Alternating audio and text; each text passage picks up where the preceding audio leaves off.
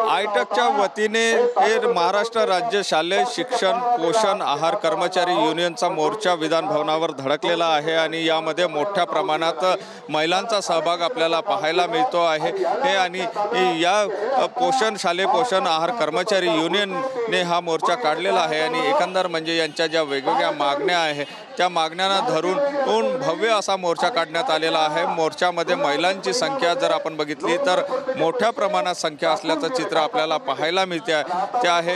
या वेगवेगळ्या मागण्या ज्या आहेत त्या मागण्यांना घेऊन हे जे शालेय पोषण आहार कर्मचारी आहेत ते या ठिकाणी आले। भाऊ, काय नेमक्या मागण्यांना घेऊन हा मोर्चा काढण्यात आलेला आहे? स्वयंपाकी आणि मदतनीस ज्या मध्यान्ह भोजन शिजवतात त्यांचा हा मोर्चा आहे।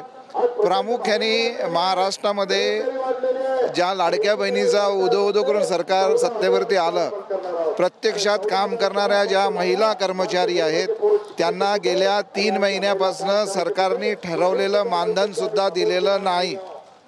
ते मानधन त्यांनी आधी द्यावं। दुसरं महत्त्वाचं, गेली कित्येक वर्ष म्हणजे 1995 पासून मध्यान्ह भोजन योजना सुरू झाली। या तुटपुंज या मानधनावरती काम करत आहे त्यांना जिल्हा परिषद सेवेमध्ये सामावून घेऊन शासकीय कर्मचाऱ्याचा दर्जा द्या आणि किमान वेतन द्या, या मागणीसाठी हा आयटकच्या नेतृत्वात निघालेला मोर्चा आहे।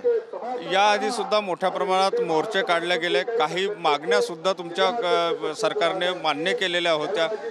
आता नेमक्या कुठल्या मागण्या राहिलेल्या आहेत आणि सरकारला काय नेमकं? मागच्या वर्षी विराट मोर्चा आयटकने काढला होता। त्या मोर्चाच्या अनुषंगाने शासनाने तेव्हा आम्हाला आश्वासन दिलं होतं। दीपक केसरकर साहेब हे मंत्री होते, त्यांनी तेव्हा आश्वासन दिलं होतं की आम्ही 1500 रुपये यांच्या मानधनात वाढ करू, तसं आश्वासन देऊन GR काढू असं सांगितल्यानंतर आज तागायत त्या आशयाचा GR निघालेला नाही। तेव्हा मंत्री यांची प्रतिष्ठा असते, त्यांनी दिलेला शब्द त्यांनी पाळला पाहिजे।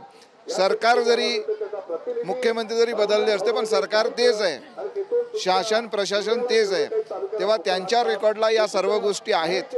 त्यांनी घेतलेला निर्णय संबंधित विभागाने निर्णय करून मुख्यमंत्र्याच्याकडे पाठवलेला आहे, तेव्हा फक्त सही व्हायची बाकी असं आम्हाला ते सांगतात।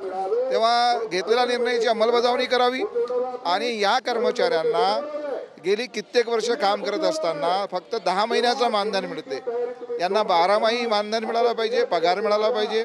यासोबतच म्हातारपणाचा आधार यांना सुद्धा पेन्शन इतर योजना कर्मचाऱ्यांप्रमाणे दिली पाहिजे। यासोबतच दिवाळी जेव्हा येते तेव्हा सर्व कर्मचाऱ्यांना काहीतरी सानुग्रह अनुदान देतात, तेव्हा यांना दिवाळी बोनस, दिवाळी भाऊबीज सुद्धा जाहीर केली पाहिजे। अशा अनेक मागण्या ज्या सुटलेल्या नाहीत, म्हणून हा सरकार जरी आता बसलं असेल तर हा टोकन मोर्चा आहे, सुरुवात आहे। येत्या काळात आणखी संघर्ष होईल। तेव्हा मला आपल्या माध्यमातून सरकारला सांगायचं आहे की दिलेलं आश्वासन तरी किमान पाळा।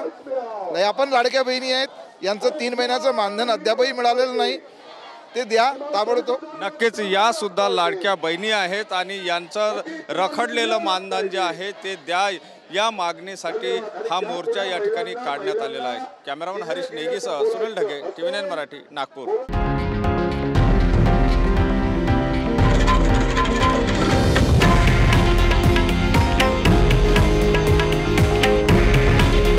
हे आहे देशातील नंबर 1 न्यूज नेटवर्क आणि आपण पाहत आहात TV9 मराठी। काळजी तुमची, हित महाराष्ट्राचं।